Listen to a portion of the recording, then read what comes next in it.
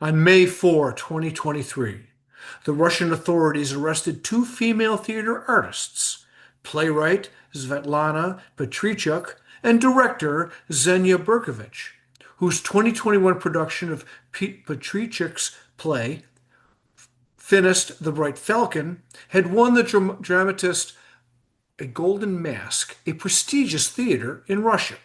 In the play, Svetlana Petriychuk combined the devices of court drama and traditional Russian folktale to tell the story of hundreds of real Russian women who converted to Islam, starting long-distance relationships with radicalized Muslim men, and later moving to Syria, only to find themselves convicted and jailed for terrorism upon returning to Russia.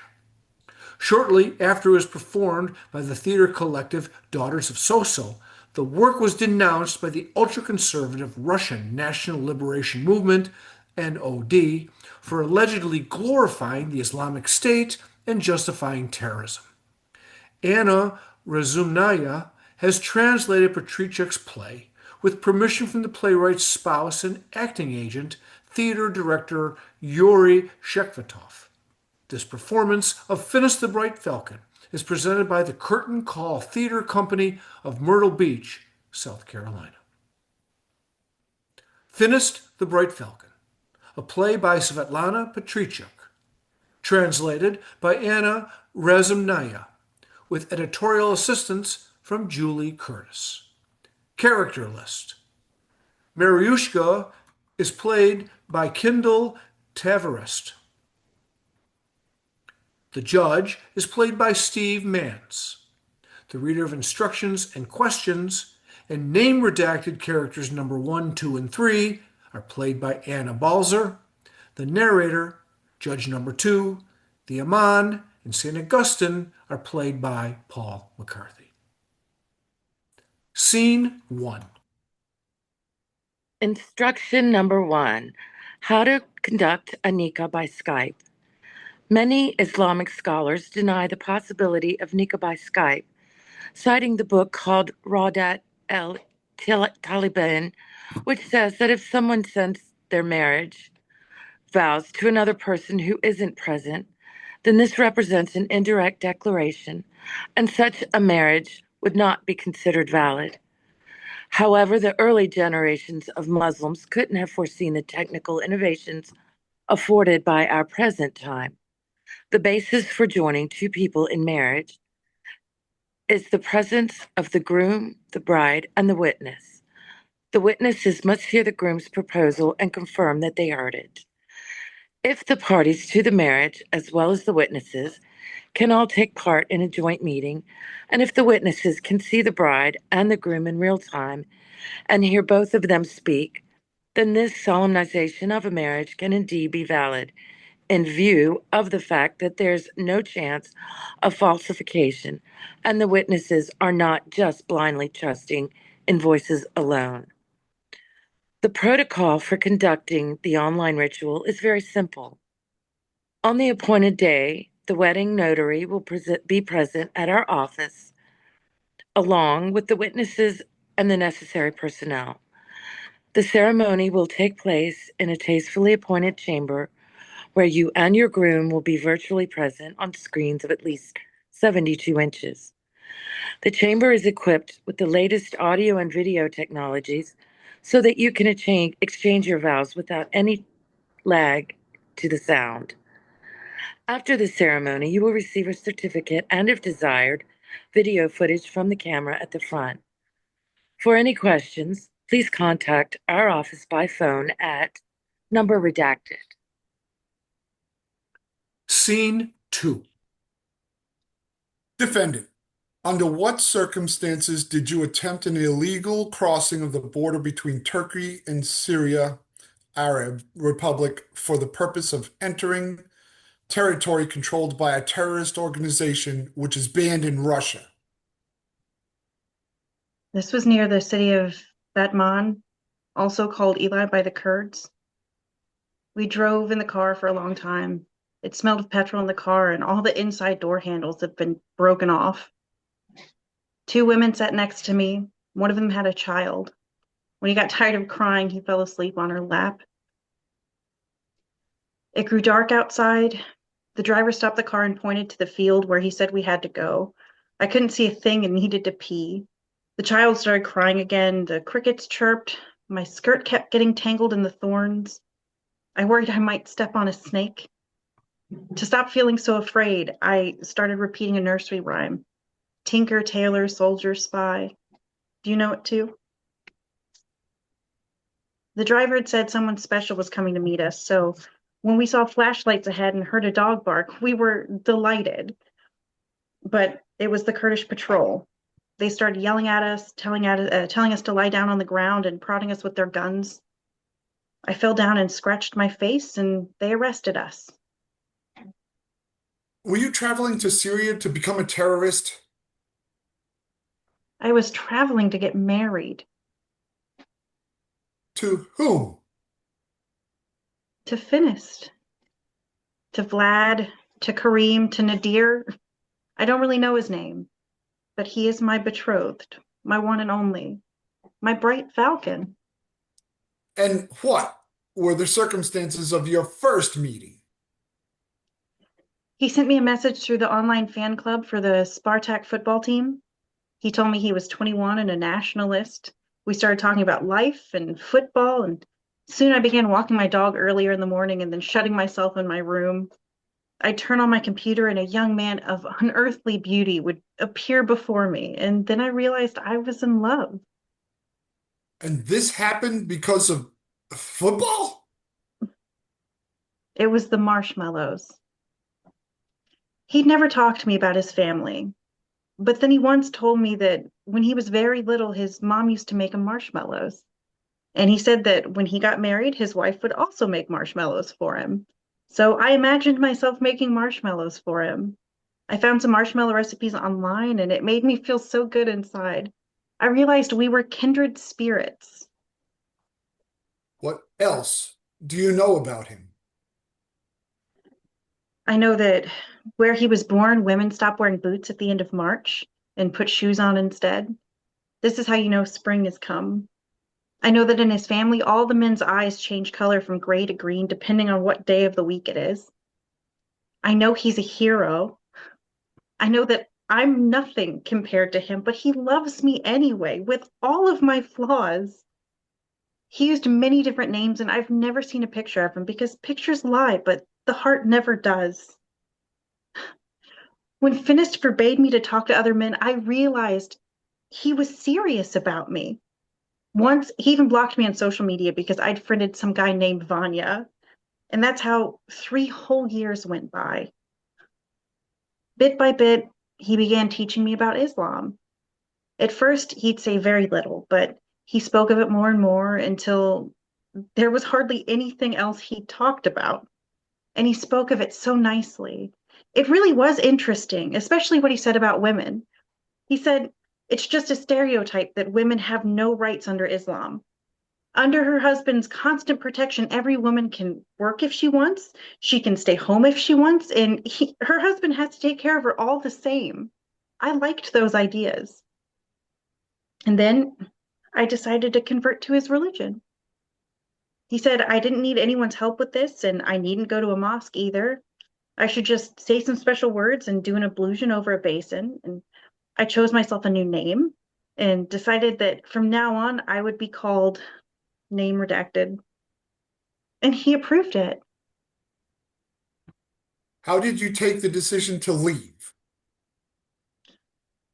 Finist, my bright falcon, suddenly vanished.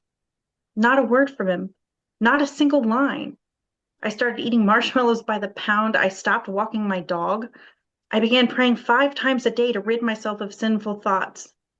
But he still didn't reappear. Then, a few months later, I suddenly got a message from a new account.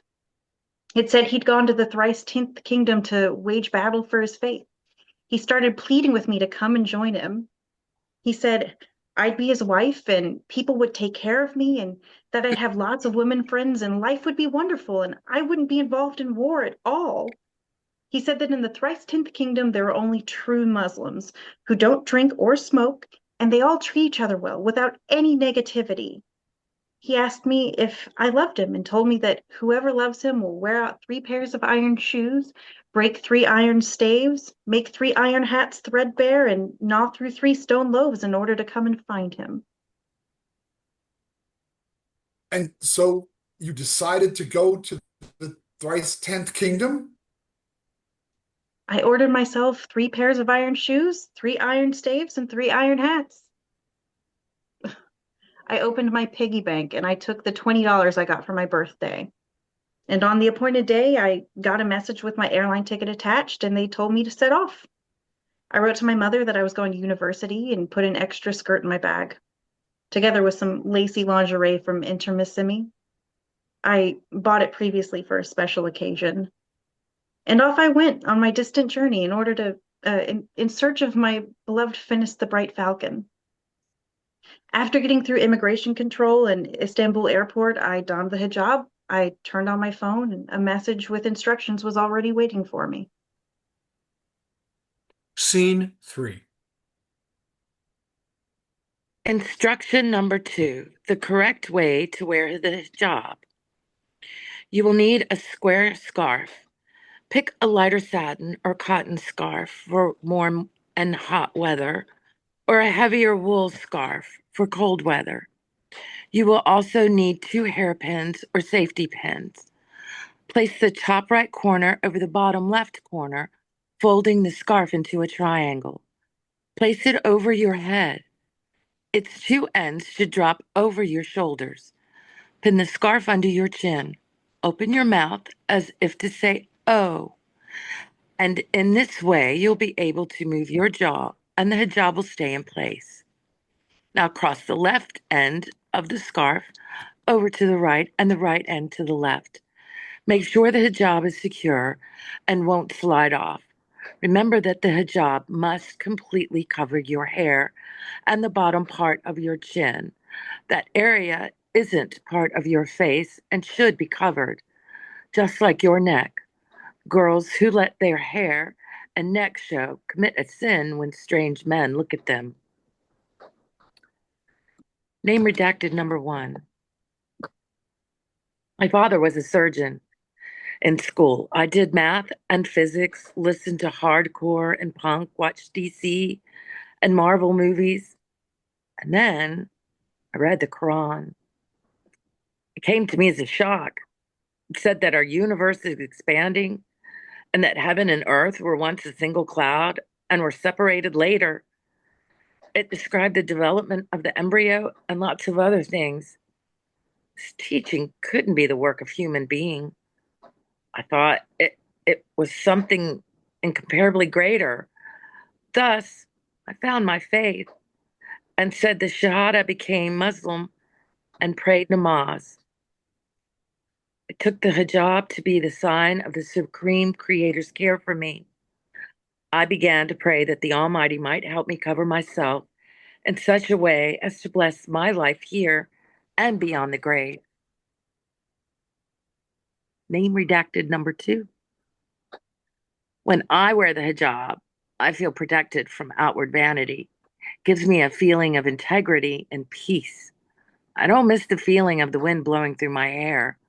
My head doesn't itch, not even in the summer. Sometimes I take the subway. It strikes me as bizarre that other women let themselves be seen the way they do. After all, every religion says that a woman should be cocooned and covered. The hijab protects women from other people's gazes and even from themselves.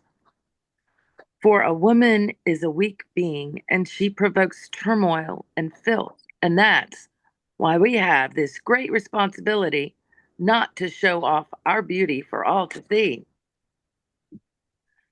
Name redacted number 3. I were to wear tight fitting clothes, I'd feel like a thief.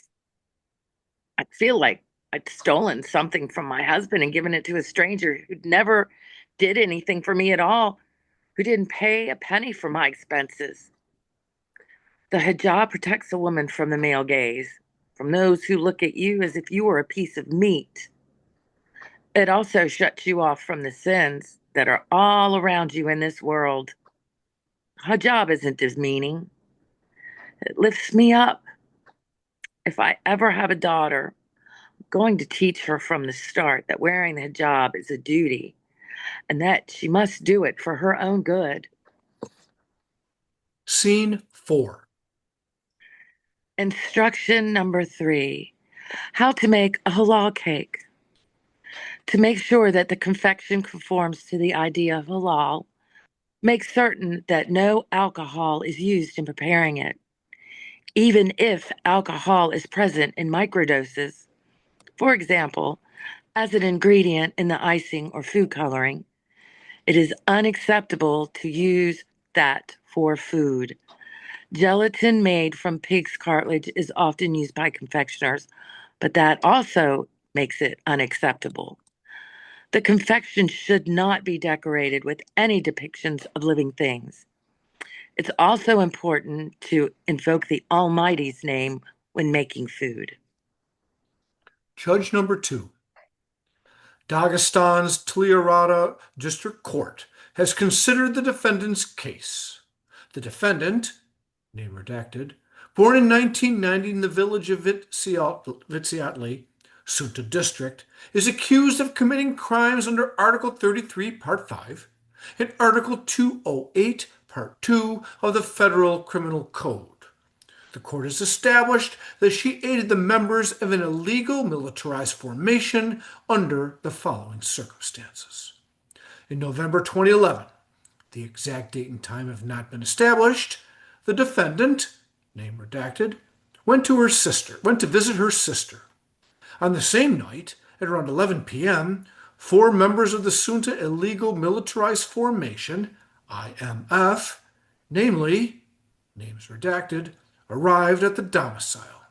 The above-mentioned members of the Sunta IMF received willing assistance from the defendant, who agreed to aid them by providing them with food products with the purpose of supporting the activities of the IMF. To be exact, she set the table for them with 2 loaves of bread, 8 wheels of cheese, and a jar of cucumbers and brine for their consumption. Because of her personal religious convictions and in full awareness of the unlawful nature of her actions, she also prepared a cake for the above-mentioned Sunta IMF members, which they went on to consume. Recipe: chocolate halal cake with almonds and candied fruit. To make the cake base, mix the flour with butter, sugar, and an egg. Knead the dough, wrap it in tin foil or cling wrap, and put it in the fridge for 30 minutes. Preheat the oven to 190 degrees Celsius. Roll out the dough and place it in the baking tray, turning up the edges by 3 centimeters. To make the filling, grind the cloves in a coffee grinder or spice mill. Break the chocolate into pieces and melt the chocolate and butter in a double boiler. Chop the almonds and some of the candied fruit into small pieces, adding them to the chocolate cream. Beat the sugar into the eggs and mix them into the chocolate cream. Serve the cake no sooner than 2 hours after preparing. A slice of halal cake made from short pastry, filled with chocolate almond cream and embellished with candied fruit, is a nice gesture of love and care for your family and friends. Judge number 2. In this manner, the defendant, name redacted, deliberately committed the actions constituting a crime under Article 33, Part 5 and Article 208, Part 2 of the Federal Criminal Code, namely, aiding members of an illegal militarized formation, IMF, not sanctioned by federal law. Considering the nature of the crime and the degree of danger it poses to society, as well as the nature and degree of the defendant's factual involvement in committing the said crime, the court concludes that reforming the defendant would not be possible unless she physically serves time in a correctional institution. The court therefore sentences her to 1 year of detention in an open penal colony. Scene 5. Is it all right if we just call you Mariushka going forward now? I'm getting used to it. What were you intending to do in the thrice 10th kingdom? I was going to cook. do the laundry, and be a wife is preordained by the supreme creator and by my anatomy. And I was going to make marshmallows. I already told you about that. And there was no one for whom you could do the laundry without leaving your own country? In our country, all the men are like tumbleweeds. They have no convictions, they're wishy-washy. Whereas my Finist embodies a masculine ideal that's extremely hard to find in contemporary Western society. He represents a tough, fearless man ready to kill and to die for the sake of his ideals. Very well. And so you landed at Istanbul airport. You crossed the wild field, you passed through the dark forest, and you climbed the tall mountains. The birds gladdened their heart with your joyful songs. The little streams gave you water to cleanse your white face, and the dark woods sheltered you. And no one so much as dared to touch Maryushka. The gray wolves, the foxes, the bears all frolicked at Maryushka's feet. Isn't that how the story goes? Pretty much. I got a taxi from the airport and gave the driver the number they sent me via WhatsApp during the flight. He called it and they told him where to go, and at first he didn't want to, but they promised him a good deal of money. While he was driving, I texted my mom asking her to walk the dog. A Chechen man greeted me at the door, but he didn't take my bag, so I had to get it from the boot myself. The taxi driver left right away. I think he didn't even ask for his money. And my Chechen brother told me that I was at home now and took me inside to the apartment. There were lots of shoes outside the door, but the apartment was completely silent. There were some old saggy couches there. It was hot, but running the fan wasn't allowed. It smelled of cooked peas and laundry. There were 6 women in the apartment. Some of them had children. They were from Russia, Kazakhstan, and Azerbaijan. I was told to get rid of my SIM card and not to go online. Leaving the apartment was forbidden. One girl from Baku cried all the time. I wanted to cry too, but I was afraid someone might tell Finist. We slept on the floor, all the women together in one room with the children in the middle. I dreamed I was back at uni in a philosophy class. Instruction number 4, how to play the traditional Syrian instrument called the oud. Nikisa plucked the harp, Barbed picked up the oud. Agreeably the winged sounds poured, mingling the way the rose blends scent with color, an ecstasy that drains the soul of power. The oud is a traditional Arab stringed instrument, an ancestor to the European lute. The oud has 11 strings, 5 two-string courses, and a single bass string usually tuned to the note of C. When learning to play the oud, begin by mastering the taksum, a preliminary improvisation characteristic of Arab, Turkish, and Middle Eastern music. Taksum is based on the melodic return to a given note, using the lower F on the 6th bass string and the scale on the 3rd and 4th string. Taksum will help you to train your right hand to do string crossings without making mistakes and always to pluck the correct string. The particular Arab quality to these musical phrases is achieved by using the Phrygian mode, where a minor scale has a flattened 2nd and raised 3rd step. Here is what the great Omar Khayyam said about the oud and its close relative, the barbat. Wherefore I was raised by the higher power to live in paradise or burn in the abyss. I know not, keep therefore that promised bliss, and let me have an oud, a goblet, and a bower. Do not regress.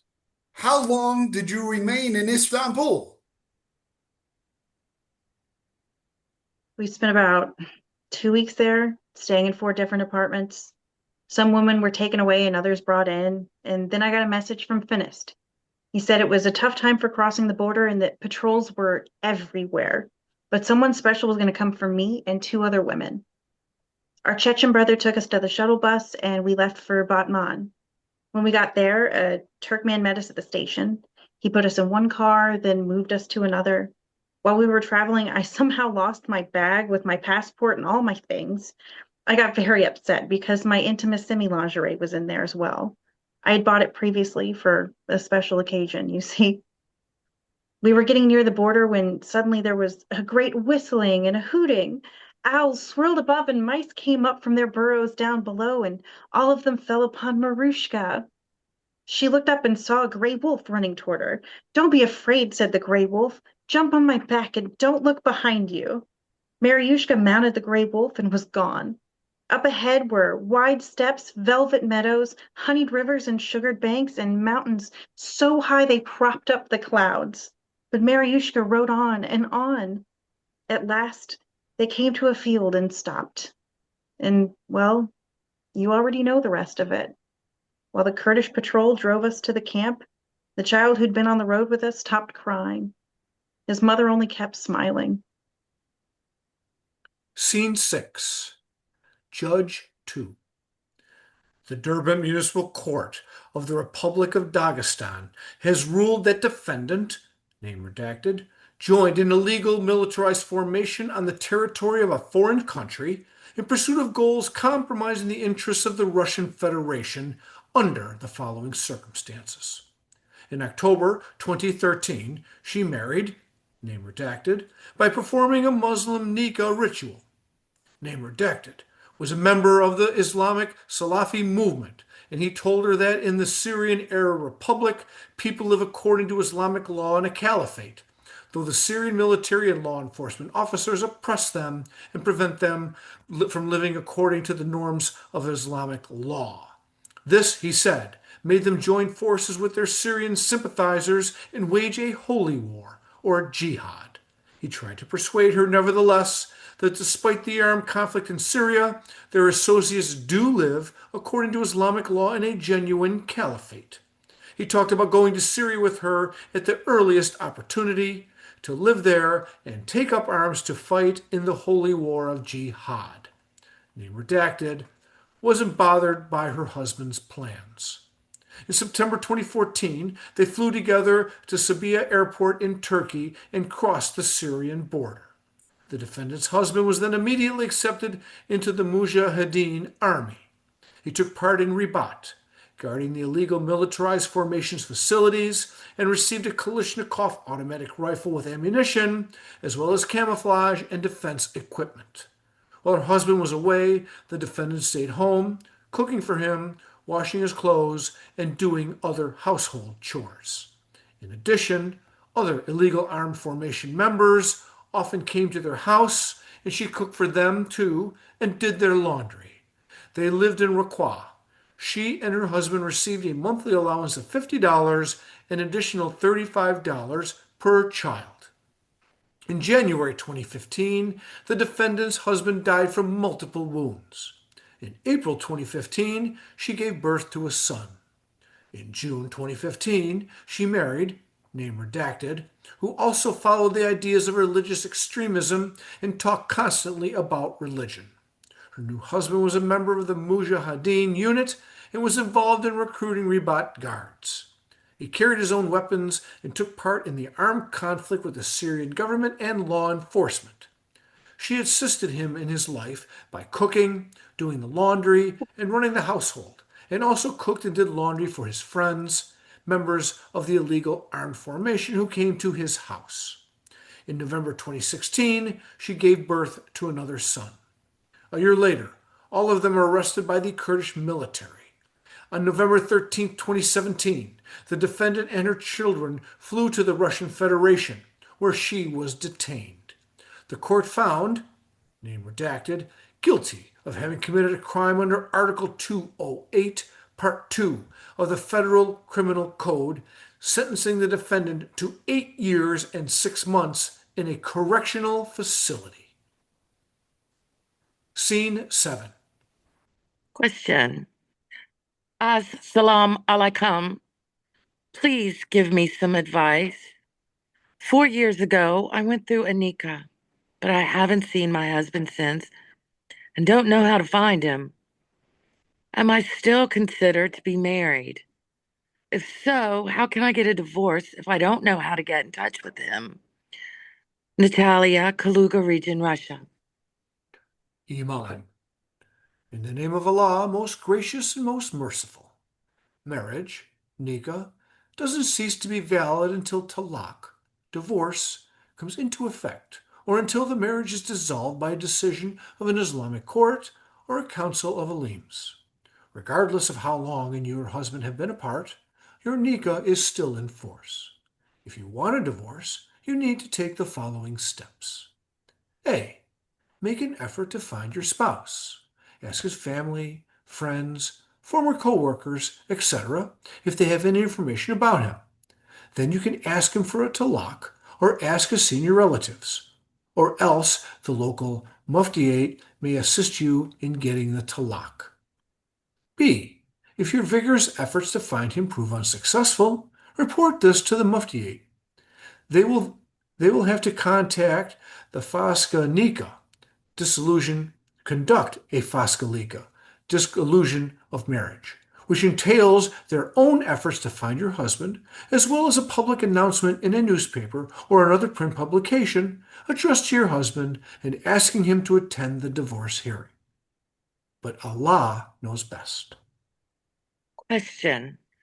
My husband and I performed the nikah by Skype.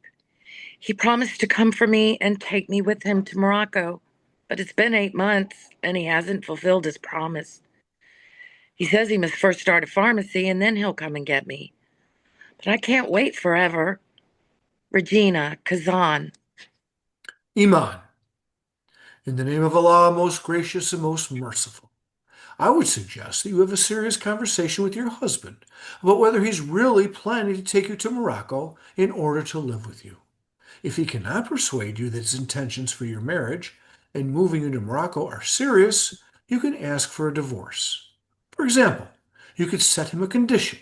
If he doesn't take you to Morocco by a certain date, this would automatically grant you the independent right of irrevocable divorce in the form of talaq-i-bain.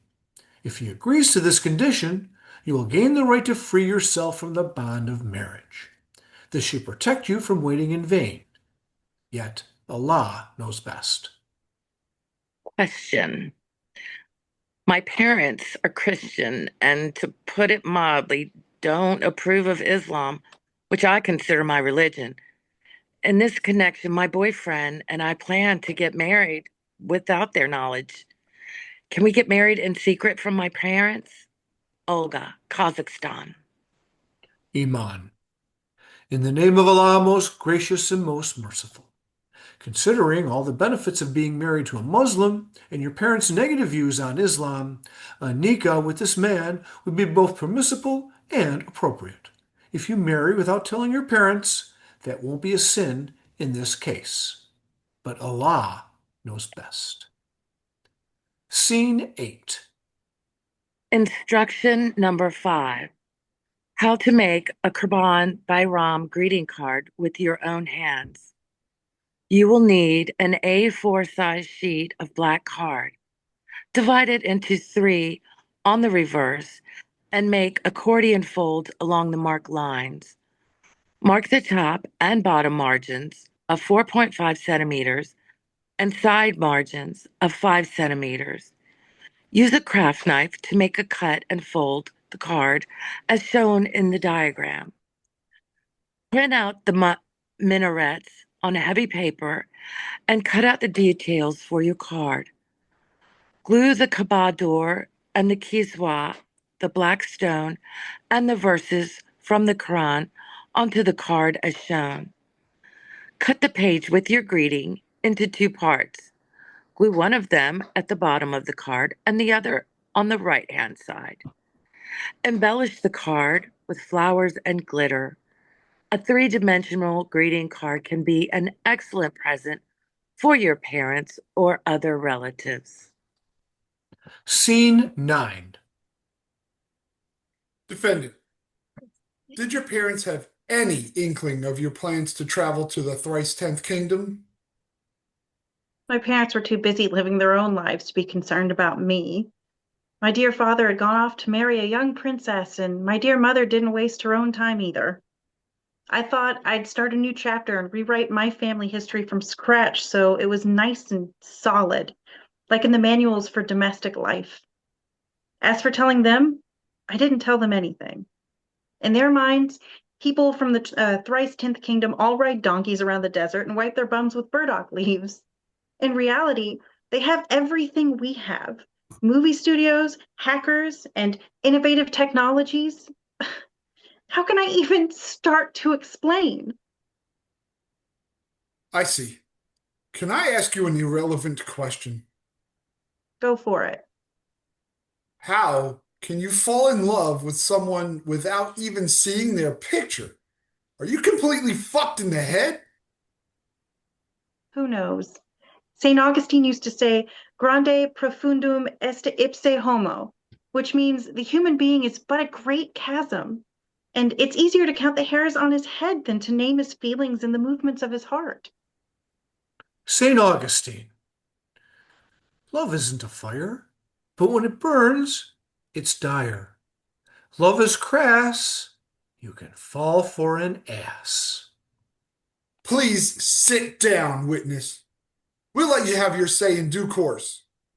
Love shouldn't be taken for granted. You don't get a love voucher redeemable for as much love as anyone else gets. You've got to grasp it yourself. And you always have to sacrifice something. See, in the fairy tale, Mariushka has to give away her silver embroidery frame, her golden needle, and even her spindle, just so as to look at Finist the Bright Falcon at night.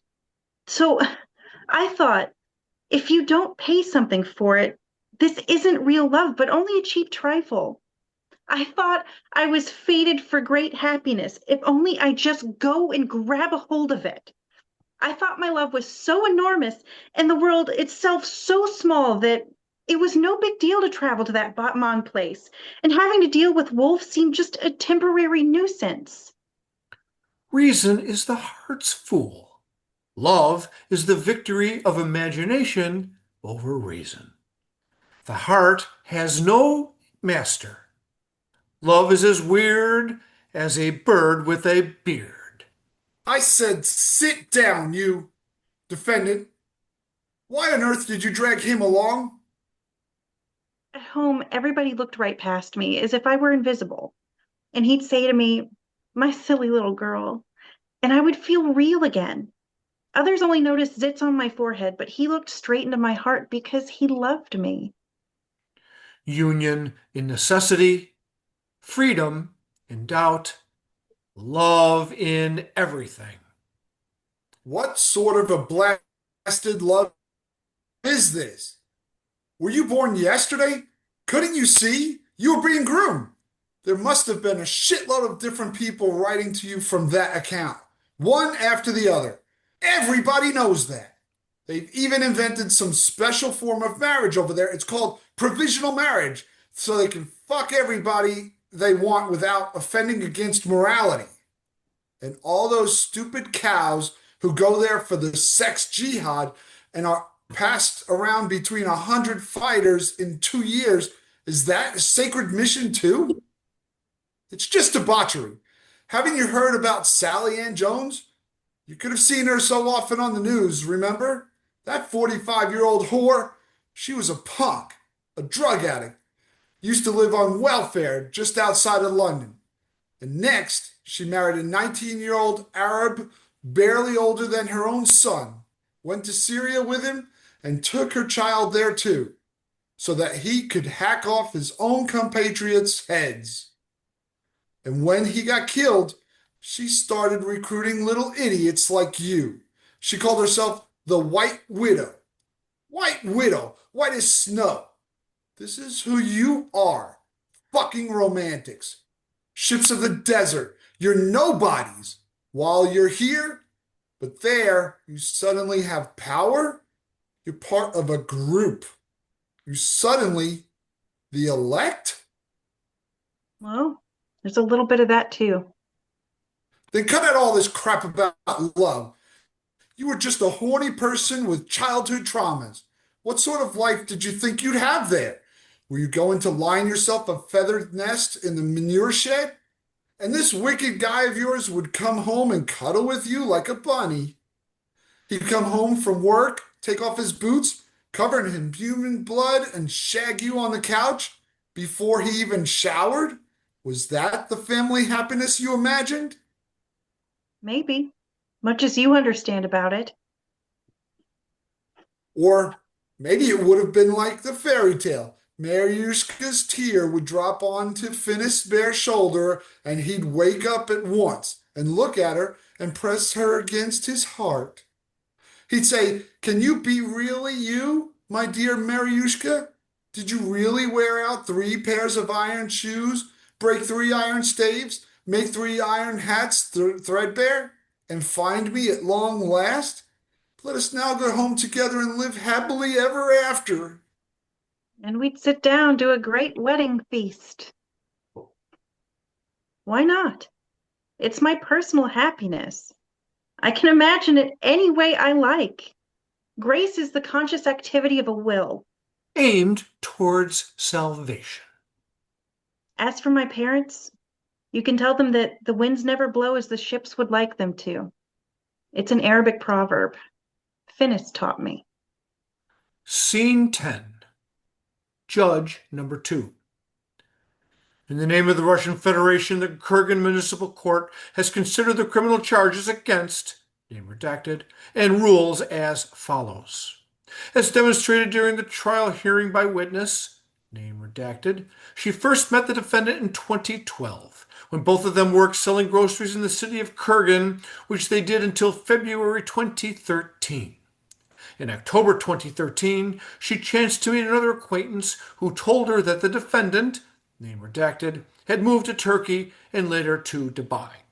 In February 2014, she learned that the defendant, name redacted, was taking part in combat operations in the Syrian Arab Republic. She took an interest in this news since previously the defendant had planned to marry her. About a month later, he contacted her by Skype. During their conversation, she heard gunshots in the background. The connection was poor, and she couldn't see the defendant's face.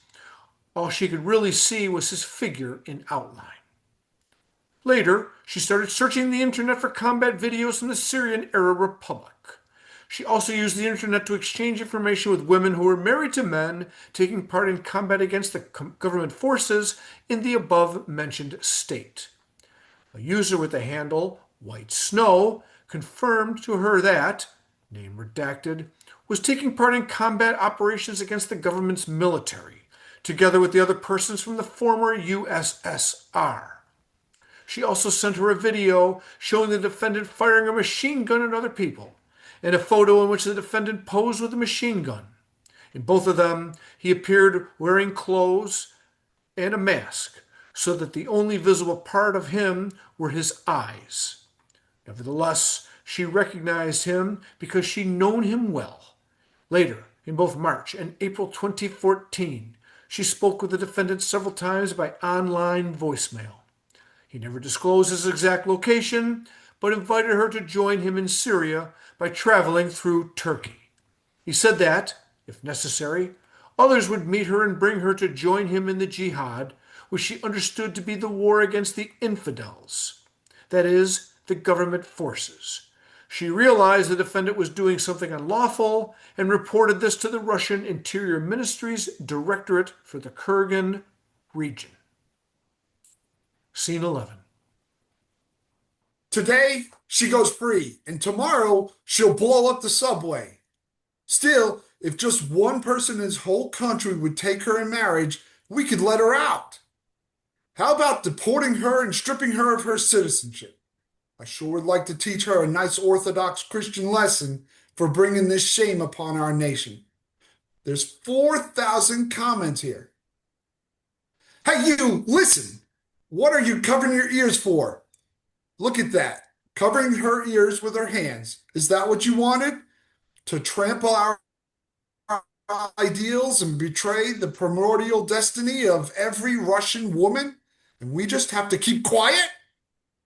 Tinker Tailor Soldier Spy. Tinker Tailor Soldier Spy. All right, defense, tell us. Did you try to get in touch with Finist after returning to Russia while he remained in the thrice 10th kingdom? My father picked me up in Batman and then drove me to Moscow with the paparazzi following like wolves. Then I was in a mental hospital. I got haloperidol injections. After that, the air around me felt prickly like a desert storm, and I myself felt heavy like a ship stuck on a sandbar. I asked my dear father to lock up my gadgets in a safe. I started playing basketball and tutoring biology on Skype. And what happened next? The marshmallows. Do I really have to tell you? It's too personal. I decided to go on social media just once to make sure there weren't any messages. I logged on and there was Finist.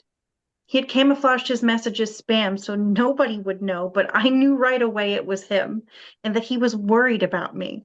So I wrote and I told him not to come back because he'd get a long prison sentence and we wouldn't be able to have a family and I'd have no one to do laundry for. I told him everything in detail. And of course, you got no answer. But then you tried to go back to the thrice 10th kingdom. You escaped from your parents and took a taxi to Damahadehu Airport. This after you'd been arrested, questioned, and had conversations with the security services? After nearly being shot by the Kurdish patrol on the border the first time around? Isn't that right, you dimwit? Where's your instinct for self-preservation?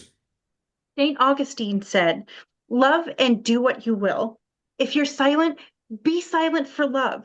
If you speak, speak out for love. If you denounce, denounce with love. And if you spare, spare out of love. And I went to Damadeva out of love. I longed for him to press me to his heart again while I kept my gaze lowered. I longed to rewrite my family history starting on a clean page, but it's written on my tag, Article 205, Part 5, participation in a terrorist organization. And they've sentenced me to 4.5 years, though I've never seen a live terrorist in my life. So what does that mean? I'm going to prison merely for intent? And what did you expect? Intentions are far more serious than deeds. Deeds only hurt particular people, but intentions hurt our entire mythology, so to speak. Ugh, I'm all sweaty now, thanks to you. Okay, how about a closing statement then, defendant? No, thank you. I've already prayed. If you don't mind, I'll just play the oud. Scene 12. Instruction number 6: how to wear a headscarf in a penal colony. When you arrive, you will receive a uniform. Usually, this is a gray or blue serge skirt or trousers, depending on the type of colony, a button down shirt, and a quilted outdoor jacket. Regardless of the season, the shirt has to be worn over your bare body. Wearing makeup is permissible on public holidays. An important element of the uniform is the headscarf, which has to be worn whenever you leave your cell. This is to make sure that inmates don't gain the false impression that they and the prison guards are equals. Put the headscarf over your head.